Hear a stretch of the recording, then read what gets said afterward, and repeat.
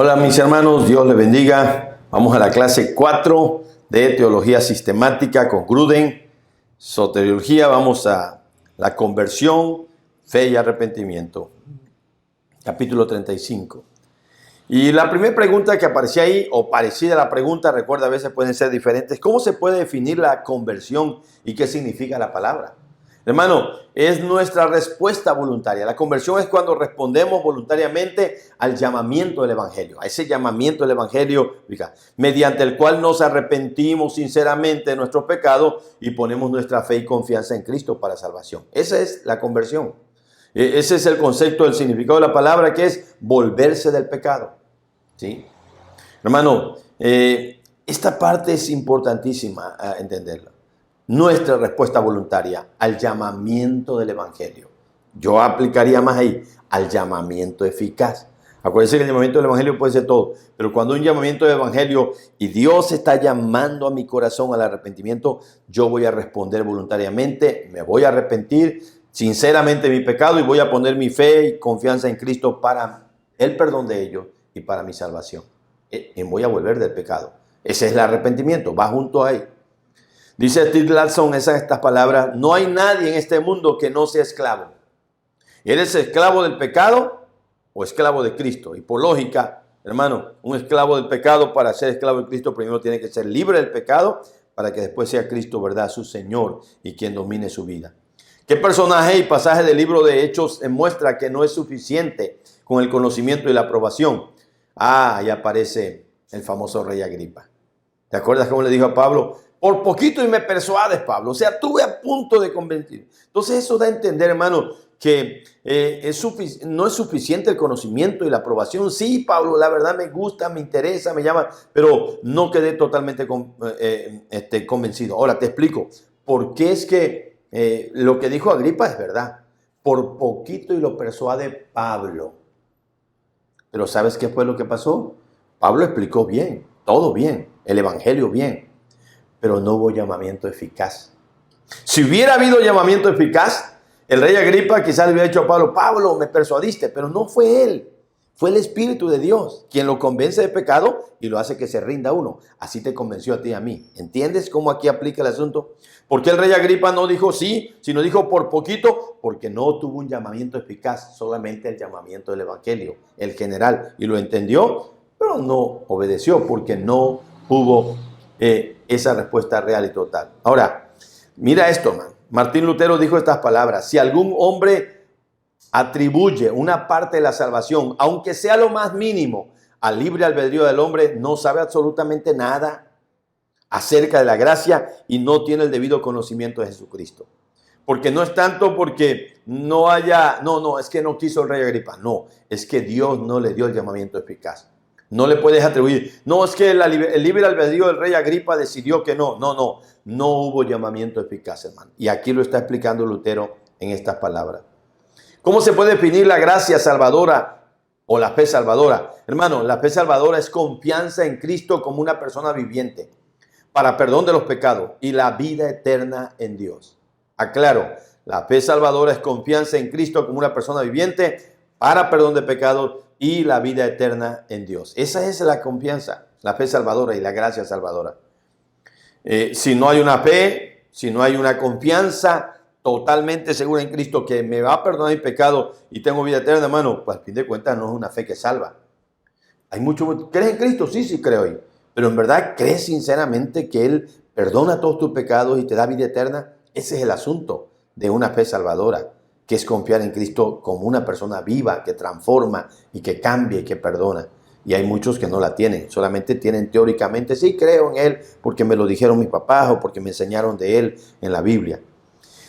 Paul Washer dice: la salvación no es decisión del hombre aceptar la ayuda de Dios, sino el poder de Dios por el cual el pecador es resucitado y recibe gracia para arrepentirse de sus pecados y creer para que de esa manera sea salvo. Sin esa gracia no puede arrepentirse y no puede creer. Es lo que dice Paul Washer. Vamos a ver esto. Con respecto a la fe salvadora, conocimiento solo no es suficiente. Ya lo vimos con Agripa. Conocimiento de hechos y aprobarlos como Agripa, oye, sí, ya lo entendí, no es suficiente. Creer simplemente tampoco es suficiente. Ese todo el mundo lo cree. Fe tradicional e irracional, o sea que no se razona, no es suficiente, hermano. Lo que sí es suficiente es la confianza personal en Cristo como una persona viviente. Lo acabamos de ver, sí es suficiente. El significado de la frase griega pisteu, eis, que no es solo un asentimiento intelectual, sino que incluye elemento moral de confianza personal. Eso sí es suficiente. Cuando hay la verdadera confianza personal, un aspecto que incluye asunto moral, que lo entiendo, pero que confío plenamente en la persona, ahí sí es suficiente para ser salvo. ¿Por qué es mejor usar la palabra confianza personal en vez de la palabra fe o creencia? Y lo explicó bien Wayne Grudem ahí, hermano. La razón es que podemos creer que algo es verdad sin que haya un compromiso personal o dependencia involucrado en ello. Bueno, yo a veces lo pongo de ejemplo y con todo respeto no vayan a entender. Por ejemplo, yo creo, porque me gusta el fútbol, que el Cruz Azul para mí es el mejor equipo de México.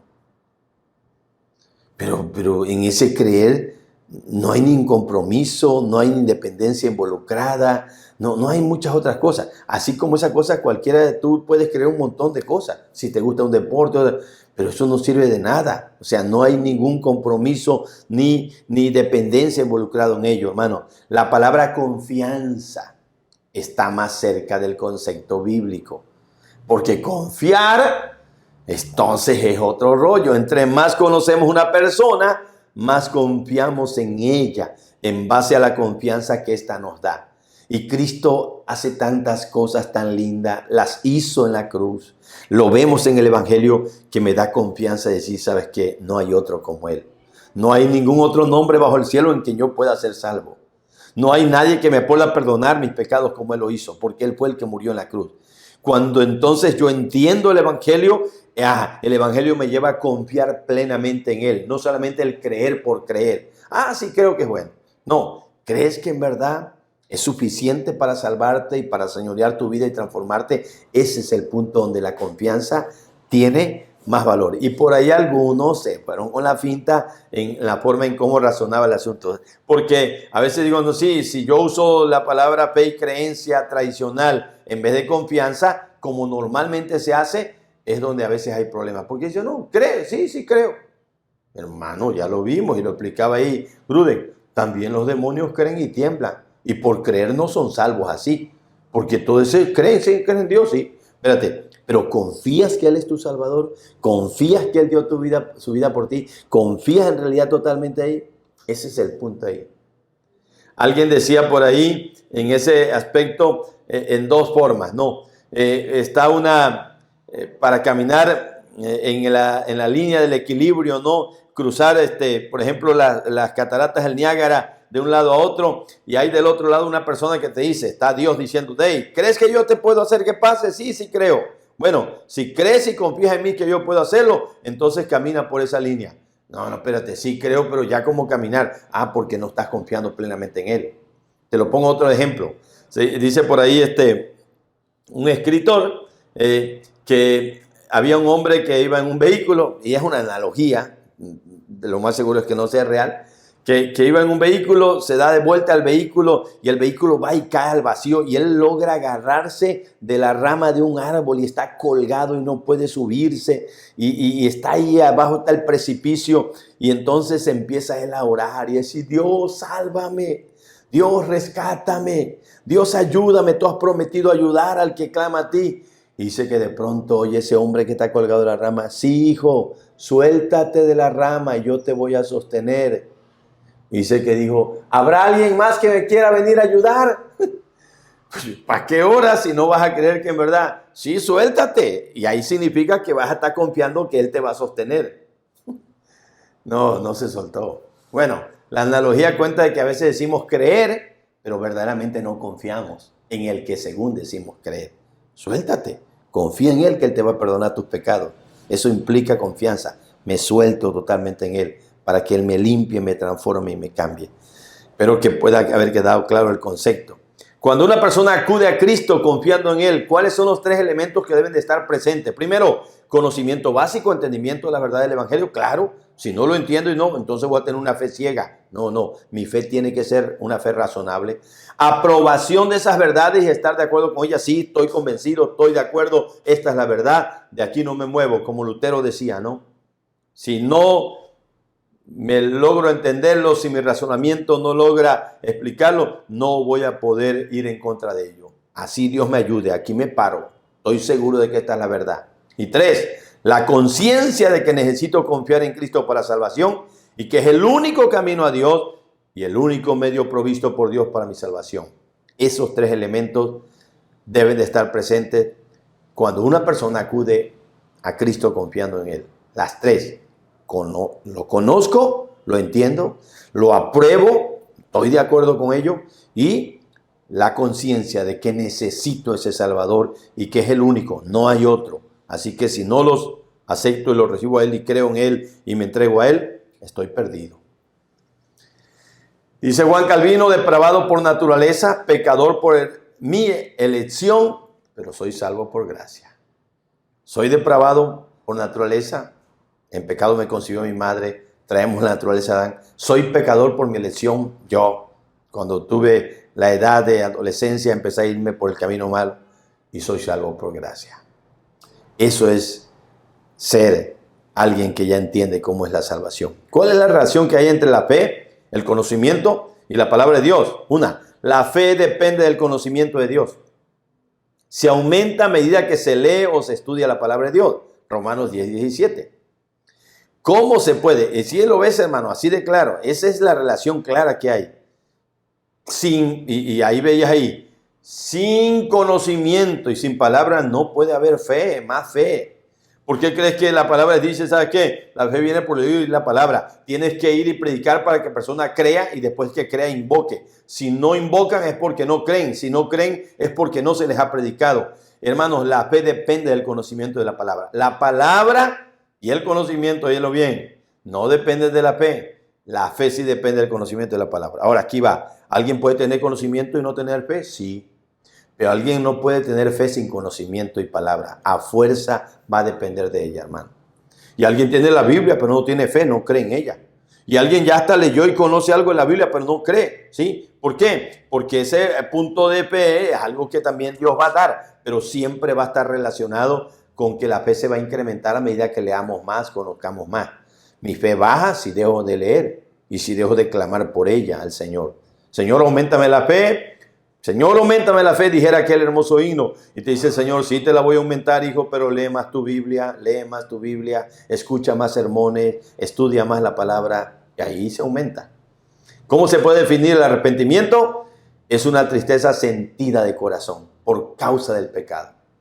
Una renuncia al pecado y un propósito sincero, olvidarlo y caminar en obediencia a Él. Aclaro, no nada más es, ay Dios, perdóname, lloro, pero no dejo la cerveza y la sigo tomando.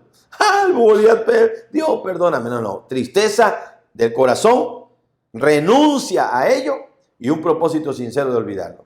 Dice Proverbios, el que encubre su pecado no prosperará.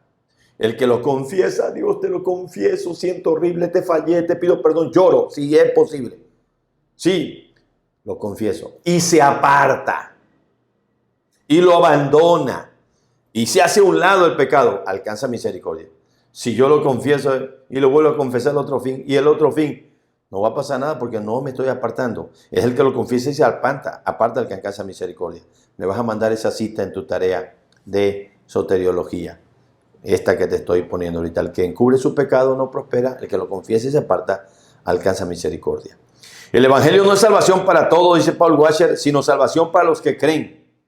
Para los demás es una terrible sentencia de muerte. Oiga, esto es fuerte. ¿Por qué? Porque el que cree es salvo. El que no cree está condenado. Claritito lo dice en Marcos capítulo 16. Dice Gruden que el arrepentimiento, lo mismo que la fe, es un entendimiento intelectual que el pecado es malo. Fíjate, lo entiendo, el pecado es malo.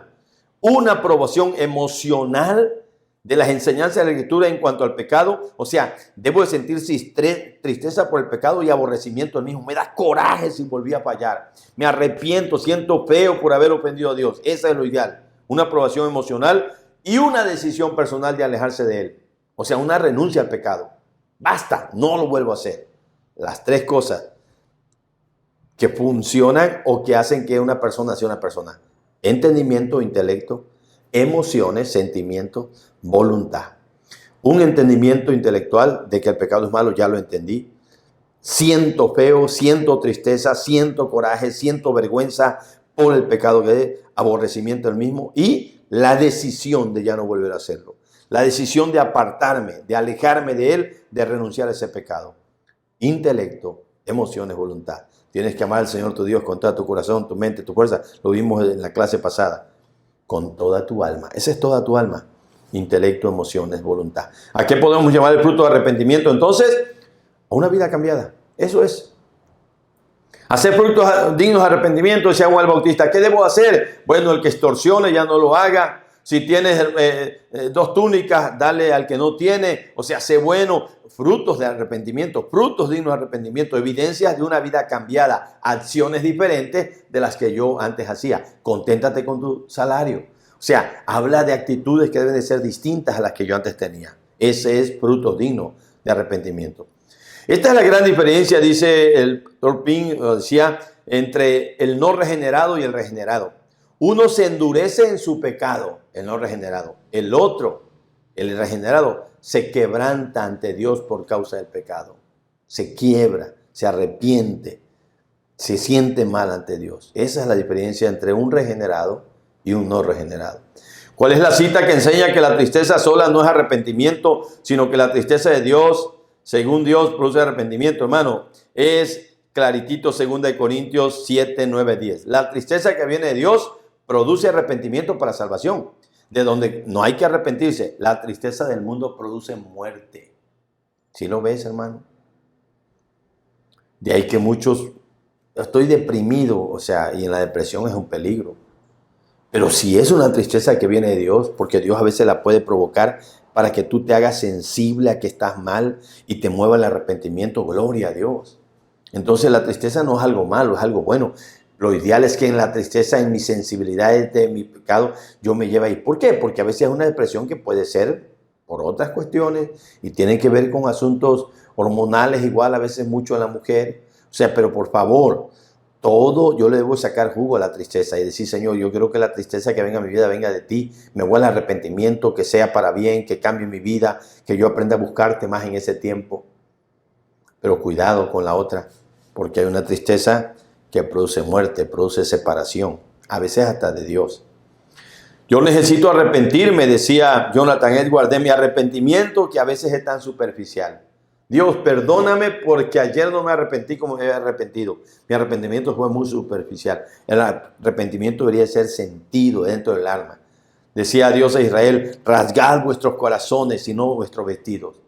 Sí, o en otras palabras, siéntanlo interiormente. Sientan que les duela haberle fallado a Dios. No que solamente se echaban ceniza, se rasgaban la ropa. ¿Pero para qué? Si el corazón seguía siendo igual de pecador y sucio. No, mejor que se rasgaran el alma. A eso se refería Dios. ¿Cómo ponen las escrituras el arrepentimiento y fe y cómo lo expresa John Murray? Ambas suceden al mismo tiempo. Sí, porque es difícil, ya lo vimos la otra vez, hermano, ver qué empieza primero y qué es después la regeneración, ¿te acuerdan? Y el arrepentimiento, o el llamamiento eficaz, perdón, no sabemos cuál. Bueno, lo mismo acá.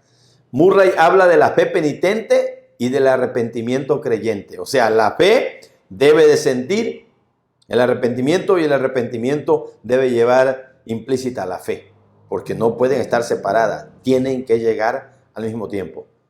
Arrepentíos y creed. Ese es el mensaje del Evangelio. Así predicaba Cristo. Crean y arrepiéntanse. Arrepiéntanse y crean. ¿Sí? Ese es el llamado del Evangelio. ¿Qué es lo que dice Gruden? Que es también contrario al Nuevo Testamento. Hermano, la posibilidad de que alguien acepte a Cristo como Salvador, pero no como Señor. Si eso significa depender que la salvación, para salvación, pero no querer obedecerlo como Señor, eso es imposible. Mentira del diablo hoy en día. ¿Sabes qué es lo que muchos quieren? Un Cristo que los salve, pero no un Cristo que los señoree. Eso es contrario. En el Nuevo Testamento, quien no confiesa con su boca que Jesucristo es el Señor para gloria a Dios el Padre, agua. Yo dudo de esa salvación.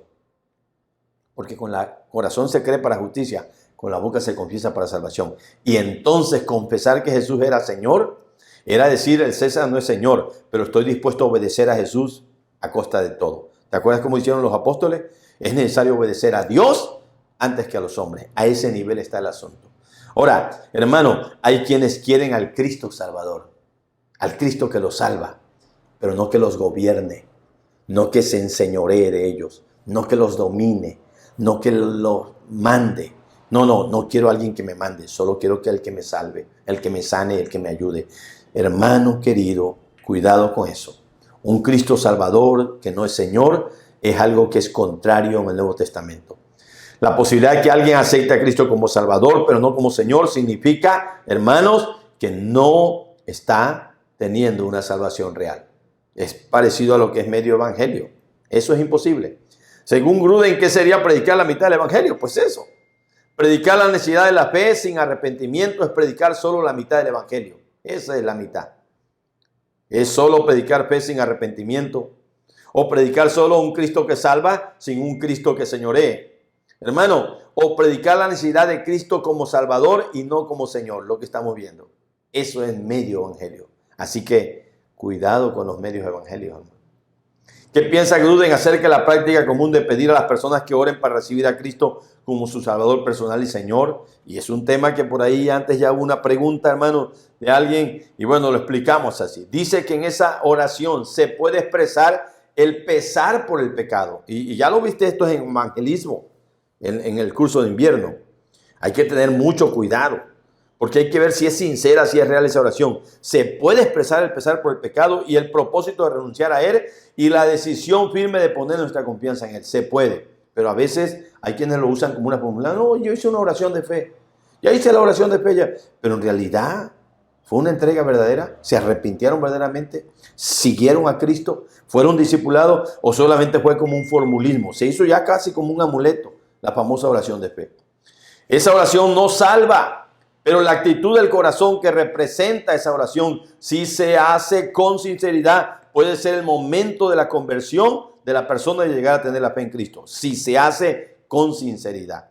Entonces, más que buscar que haga la oración, es buscar que la persona entienda bien el evangelio y se arrepienta verdaderamente para una vida diferente. Ahora, después, gloria a Dios, dice, ¿me puede ayudar a hacer la oración? Qué bueno.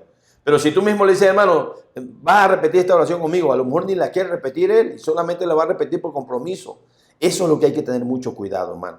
Que primero veas que en verdad hay verdadero arrepentimiento y verdadera convicción en esa persona que va a hacer esa oración si es que la quiere hacer. Si no, la puede hacer personal o en su alma. Y si él ya decidió seguir a Cristo, hay muchos que no hicieron esa oración y están firmes en el Señor porque entregaron su vida a Cristo y lo reconocieron como su Señor y como su Salvador. Porque Leonard Ravenhill dice esto. Leonard Ravenhill escribe un libro que se llama, se lo recomiendo, sobre todo a los pastores, ¿por qué no llega el avivamiento? Un libro muy bueno.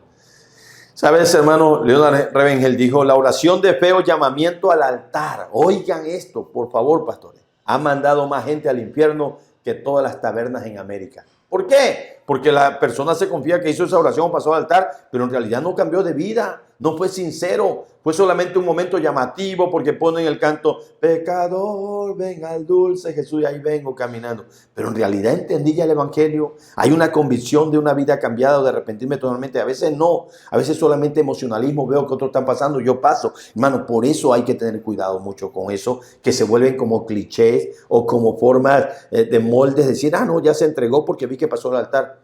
Y en realidad el tipo verdaderamente no está bien arrepentido o ni siquiera ha entendido el evangelio. Esos detalles hay que cuidarlos. Dios te ayude, Dios me ayude a poder, hermanos, entender bien el concepto de la conversión, arrepentimiento y fe. Acuérdate, la palabra arrepentimiento viene del griego metanoia, que significa cambio de mente y cambio de actitud, cambio de acción. No nada más, ya voy a pensar diferente, voy a actuar diferente, voy a sentir diferente. Si antes yo odiaba, tengo que amar. Si antes iba yo hacia allá, tengo que ir hacia acá, hacia el lado donde Cristo me llama. Eso es metanoia, arrepentimiento, conversión y fe. Un arrepentimiento y fe que va de la mano de una verdadera conversión. Volverse del pecado. Dios te bendiga, mi hermano. Dios te ayude. Nos vemos la próxima semana. Sigue echando ganas, que esto se pone bueno. Si hay dudas, por favor, las puedes soltar y te ayudamos en lo que sea. Un abrazo.